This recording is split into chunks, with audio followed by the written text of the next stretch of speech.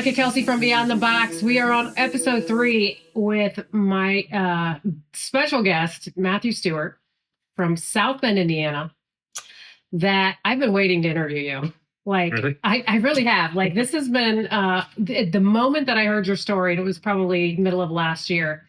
I was like, I have got to get to South Bend. Well, actually, I wanted you to come to me, but it was too far. So I don't think South Bend Police Department would have allowed you to take their car to Woodburn, Indiana to do a podcast with Monica. I mean, I'm kind of a big deal, but not really, probably not to the people in South Bend.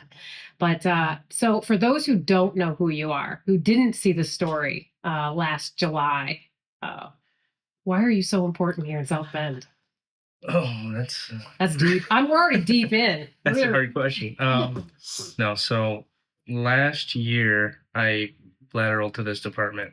While I was training, I told a story to my FTO that actually involved someone he knew. So when I was born, I was left in a cardboard box in an apartment complex here in the city. And there was a report taken, and I was taken to the hospital. And that was really it. Well, I told my training officer, Officer Morgan, what had happened, and he... So he had no idea? He had no idea. But he ended up looking it up in our reporting system and found Gene Eister's name attached to the report. Well, that was the detective that basically investigated the whole case. Eventually closed it.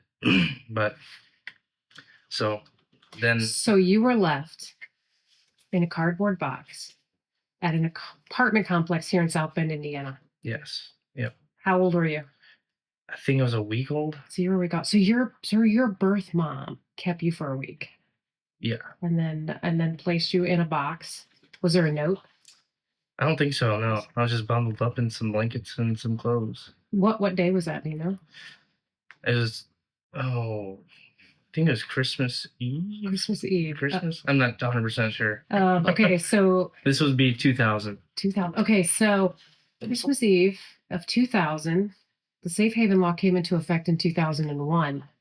Yeah. So this was prior to the safe haven law. So this would have been a complete abandonment with no options available for your birth mom.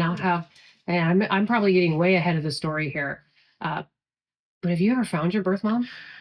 Yeah, so I've talked to both of my birth parents, mostly over text. And I mean, no hard feelings. I know sometimes things don't work out quite as planned, but maybe if there was a baby box, it would have been different, I bet you it would have been. So you were adopted? Yes. So you were adopted. Two great parents? Yeah. Very good family. We have, Matthew, we have a lot in common. Like, this is crazy. Like, wow. So, so Christmas Eve, you were left in a cardboard box on an apartment complex. Who found you? Oh. I mean, was it just somebody walking by? Yeah, so there was 2 tenants in the apartment complex. They heard me crying in the hallway because I was just left in like a breezeway. So you were inside. You were not outside in the elements. Right. So there's like a breezeway in these apartment complex that go to each door. I was left inside there, and two people living there heard me crying. They came out and was like, "Holy crap, there's a baby out here." So they just called 911 and police and fire responded. So if police and fire respond, they obviously take you in, probably to the hospital, be checked out, and then turned you over to the Department of Child Services. Correct. So from there, you probably went into foster care. So that's kind of weird. So I was in the hospital for like evaluation, and the hospital staff nicknamed me the newspaper baby because it was all in the paper of what had happened. Do you have those articles? I do. I hope you do. I was going to hope you do. Keep those, because one day those might mean something to your kids. Yeah. So in my adopted mom, she wasn't able to get pregnant. Mm-hmm. So she had been in touch with doctors and adoption services. Well, they called her and they said, "Hey, have you heard about this newspaper baby?" She says, Yeah. Well, do you want to adopt him? And they just came and adopted me. Pretty much. Holy smokes. Yeah. Like, that doesn't happen today. Yeah. Holy smokes. So you grow up then. Are you an only child? Yeah, so my dad had 2 kids before he married my mom. Okay. But they were quite a bit older than me. So yeah, I was in the house, just me and my parents. You and your parents. Gosh, what a blessing. Yeah. What a blessing. So in December of 2000, you're found in a cardboard box in an apartment complex in South Bend. And now you are protecting the streets here in South Bend. So it's not so much beyond the box for me, it's beyond the badge for you. It really is. Yeah. You know what I mean? I get you. Like you were out there like defending, the city in which in so many words thrown away. You know, I have a lot in common with you. I was abandoned as an infant. Back in 1973, there was no safe haven law either. I'm a lot older than you are, for sure. But the story's the same. My birth mom, was very young, couldn't care for me, and a lot of circumstances surrounding it. But she left me at the door of a hospital. And so your birth mom left you in a safe place Yeah. where someone would find you. My birth mom did the same. I mean, there's so many babies out there that are left in unsafe places where these parents, just toss them in dumpsters and trash cans. That's not your story. Yeah, that's terrible. Yeah, and it's not your story. It's like your mother loved you. Your birth mother loved you enough to keep you safe, and that's exactly what she did. And so, okay, so let's go a little farther into the story because this is just, man, you're just rocking my world right now. So you get adopted, you graduate high school. Obviously, you want to probably be a police officer your entire life, Yeah, well, Or actually, you probably wanted to be a fireman, didn't you? no. Come on. It's weird. So I wanted to be a mechanic. What? And I was doing that, and I was like, man, this isn't This for sucks. me. Yeah. Yeah, it just wasn't for me. So I mean, I still work on stuff, but not to that extent. But So yeah. you wanted to be a mechanic, but you just settled to be a police officer. No, I wasn't. That's great for the residents of South Bend, Indiana. No, I'm just kidding. No, I'm I kidding. don't know. I don't know what happened. I started at the jail, at our county jail. I was like, yeah, I'll try it. And I loved it. And yeah, then that's kind of when I was like, okay, I want to be a police officer, and just fell in love with the idea. You fell in love with the idea at a jail. Yeah. Wow. It was that's an interesting place to work. I am sure that nothing great happens at a jail. No. I mean, I don't know where you would find your will and way at a jail saying, "Oh yeah, I want to do this for the rest of my life." But here we are, right? Yeah. So you grow up, you become a police officer, and then you're working here, and you tell your training officer, "Hey, you remember that story about this newspaper baby back in 2000? Yeah, that's me." And so he digs in, he finds this information, and then you find out that somebody on the department that still works here, or had he retired? He had retired. He had retired. Was still around. Yeah. Now, obviously, you guys connected. Yeah. Because the stories are out there. But what was that like? Like knowing that he was the one that took care of the case. It was weird. Yeah. It was something I didn't ever really think would happen, because like throughout my childhood, I was confused, angry, like. So you knew happened? growing Yes, up? yeah. Really? So Okay. as soon as I understood, my parents told me like, "Hey, here's what happened when you were a baby," and I like they left nothing unknown to me. That's good. I think. But there was a lot of unknown to them. Right. So all they knew was I was abandoned. I was available for adoption, and they adopted me. But so once this all came out, yeah, it was very surreal meeting Gene. It was just something that I always kind of wondered about, like who found me, who took care of the case, like there were so many questions that I couldn't answer, Right. unless something like this happened. So, so you meet him, and does he have the same connection with you? Like, did he remember the entire story? Oh yeah, Oh. yeah. He remembered more than I thought he would. Well, I mean, he's He's- old, right? yeah. Don't tell him I said that. He would never. I've never even met the guy. Yeah, he's a great He's guy. gonna be like, "What is she talking about? I'm not old." But so you meet him, and clearly there's got to be a connection. Yeah, he's a really good guy. Is he? I I was really nervous at first, like meeting him. Like this is kind of weird, but it was just like old friends meeting up, kind of is what it felt like. Really? That's so interesting. That is this kind of story doesn't happen. It just doesn't. Like this is just so unique and different, but so much from tragedy to triumph. Like you're really living, kind of your story, not Right. what was your story. It's like this is your story now. I love when people are and they've had a bad childhood or they've had something happen to them. I love it when people don't become victims. And Right. you clearly are not playing victim. You are clearly just taking your life and kind of moving on. I know how you felt growing up, Yeah. Yeah, I'm sure you do. feeling unwanted, Yeah. and you know what, my story is a little different than yours. Well, I guess I don't know because I don't know the story behind your birth mother, placing you there. But for me, mine came from tragedy and Right. then, abandoned me and never looking back.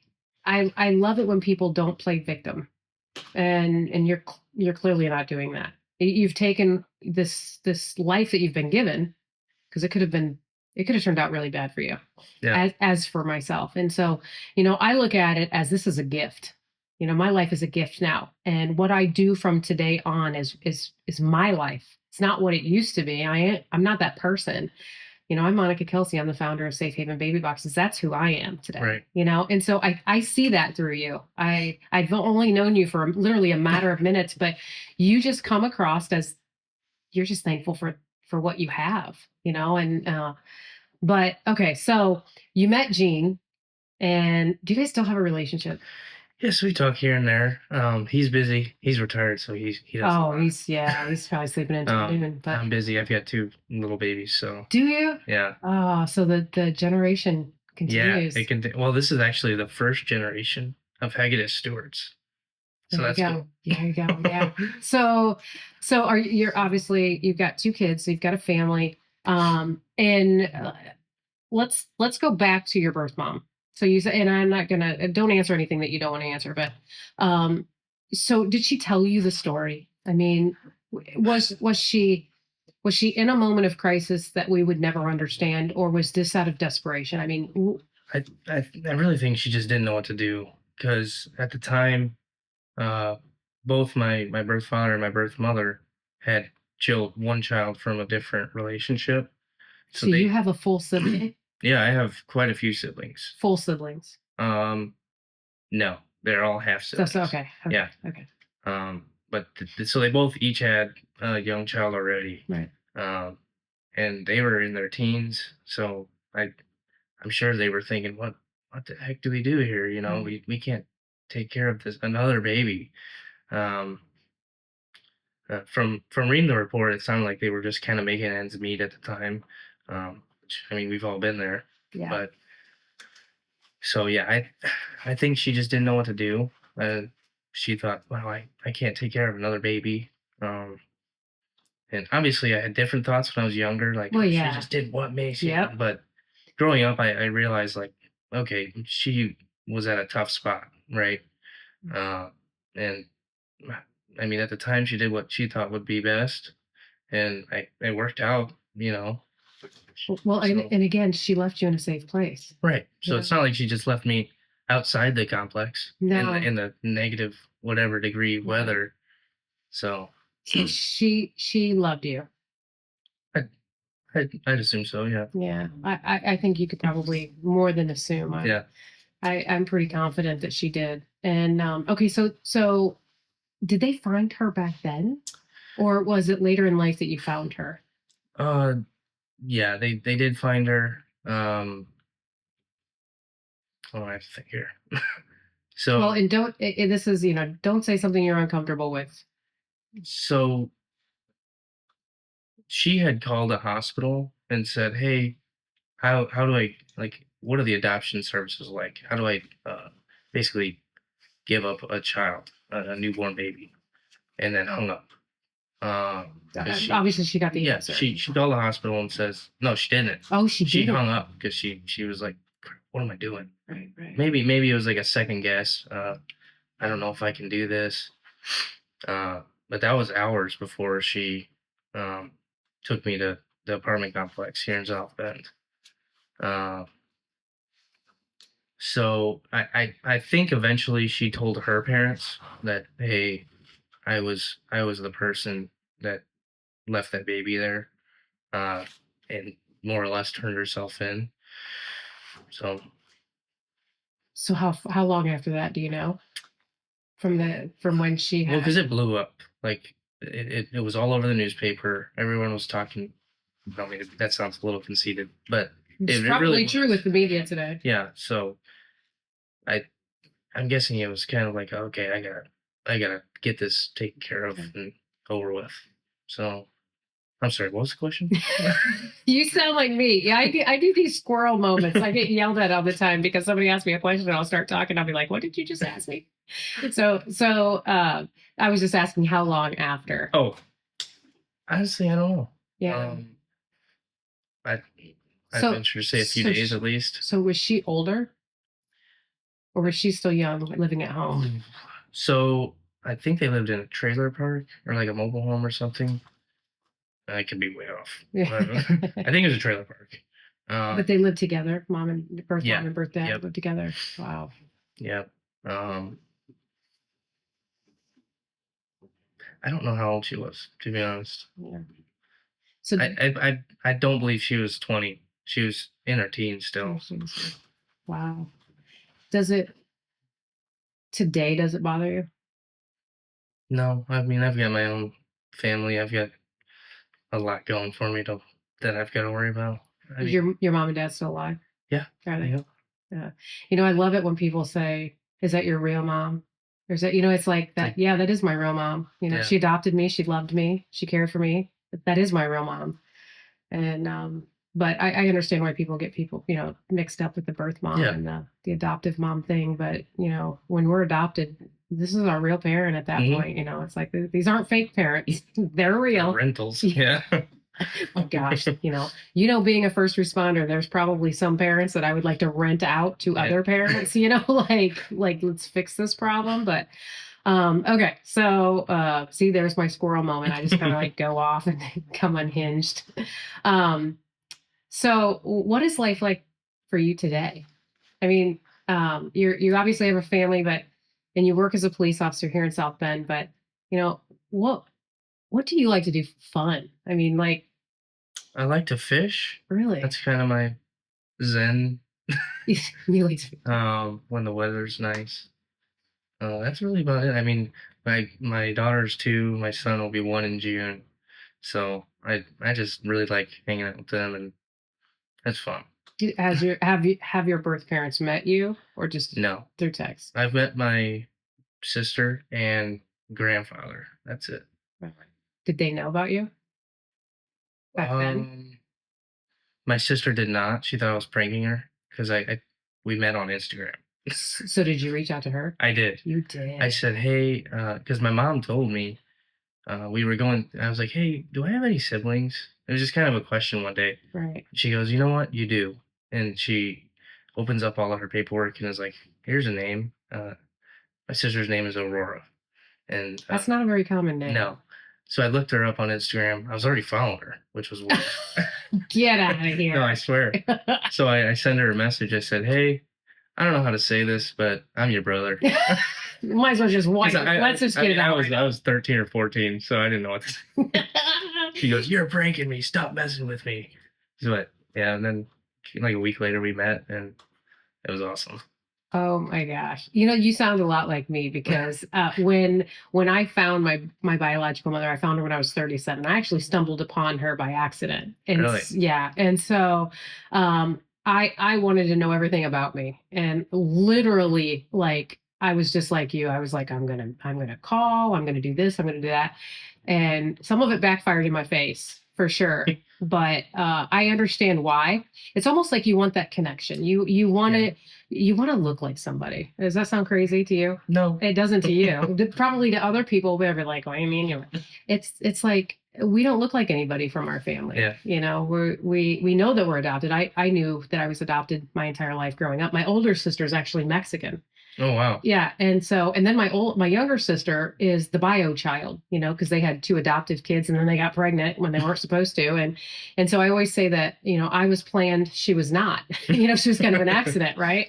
And, but I never looked like my mom. Everybody kept saying, "Oh, you look just like your mom and not your dad." And I'm like, I don't really look like either of them, to be honest with you. You're But like, okay. yeah, but I always wanted to, I Yeah. always wanted to see who I look like. And then when I met my biological mother, I didn't look anything like her. I actually look like my biological father's family, which is heartbreaking in itself. but but I think for all adoptees, I think that's kind of something that we struggle with, is looking like someone. Okay, so this is a secret, it's just between you and me. Have you stalked your birth mom? Do you know what she looks like? Did you look her up on social Yeah. media? So actually, I kind of upset my parents because I found Really? they told me both of my parents' names. So I Really? looked them up. I said, "Is this my mom or my birth mother? Is this my birth father?" And my mom confirmed. I was like, "Oh, okay." Well, later I did basically what you're talking about. I scrolled through all the pictures. I'm like, "Wow, they both have." Well, my dad or my birth father has me and my sister, and that's it. But my mom has three other kids. So like, wow, I've got a lot of siblings. Yeah. um, but yeah, then some time went by, and I ended up texting my birth father. I was like, hey, uh, I don't know if you know me, but I'm your biological son. Basically, hey, what do I have to look out for? Am I gonna have a heart attack at 30? Am I, Right.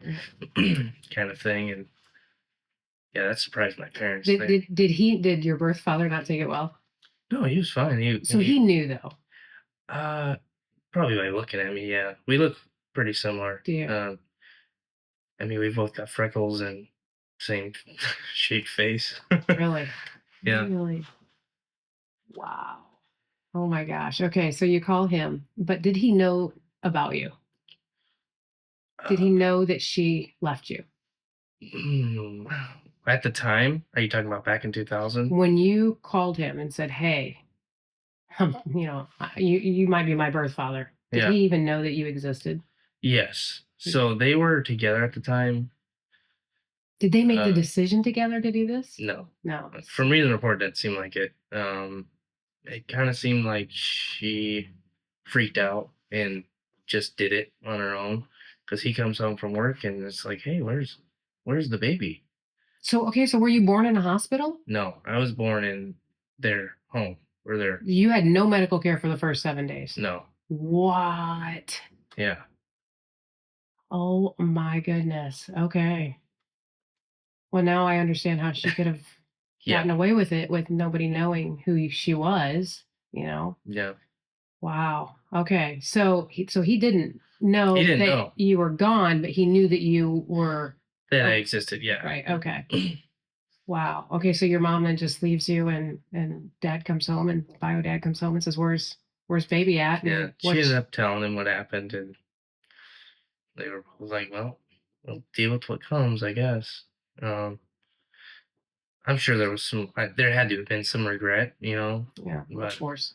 again, like I can't blame her because I mean, who knows? I might have done the same in this situation, freaked out, and I don't know if I can take care of another baby. Right. And I don't know, maybe if we had a baby box, it would have been different. Like seriously. Yeah.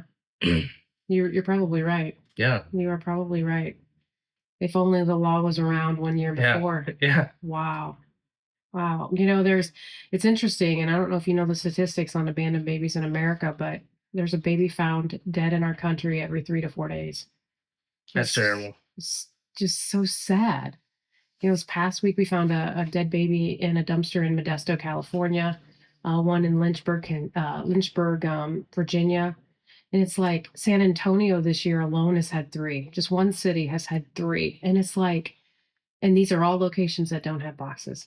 Now, Indiana, I launched baby boxes back in 2016. And prior to baby boxes, we were finding, 2 to 3 dead babies in Indiana a year, abandoned. And I launched in 2016 at my firehouse. And we haven't had a dead baby since I launched in 2016. And we've had either 33 or 35 babies just in Indiana in baby boxes. It's just incredible when you work a program, how the program works. Right. But for both of our birthmarks, this wall It wasn't didn't an exist, option. and Yeah. it didn't exist. Right. And now, we kind of look back, and it's like they really didn't have any options. They really didn't. No. It was, here you go, figure it out. Well, from the parenthood. Yeah, right. Yeah, figure it out. But I didn't know you did. That's the first time I had ever heard that you weren't born in a hospital. Yeah. I believe it was in the bathtub. Wow. Yeah. You are like literally like a miracle sitting here. Like how a baby can be without medical care for 7 days. I mean, she obviously knew what she was doing, and she was a teen. Yeah. So, and there was not Google, right? Back in 2001 or 2000. Was there Google back in 2000? There's no. That's a good question. Maybe if you had a desktop. I know. Like, where's my phone? Can somebody Google? Yeah. Was there Google in 2001? But there wasn't resources for them, and so for us to be sitting here talking to each other literally is a miracle in itself. It's just crazy. But as you were talking, and I was watching some of the articles that you had done last year, and the more you talked, the more I understood. It's like we get it. Right. We understand how we feel. For me, I was whisked into this world by violence and then thrown away like trash, and it's like I was that poster child of an unwanted child. And so for me, I do deal with abandonment issues. My husband of almost 30 years, I still, you're not going to leave me, are you? And it's like, I know he's not going anywhere. Well, you better not, because I can't train anybody else like in this time frame. But it's like the abandonment issues that I have. It doesn't come from anywhere that I'm conscious of knowing where it would come from. Right. And so, but do you feel that way sometimes? I'm sorry, but no, I don't. No, that's I good. really don't. I mean, I don't want to say I'm over it. I don't know if you can really get over all of that, especially for you. But I've just kind of moved on. I mean, it is what it is, right? Right.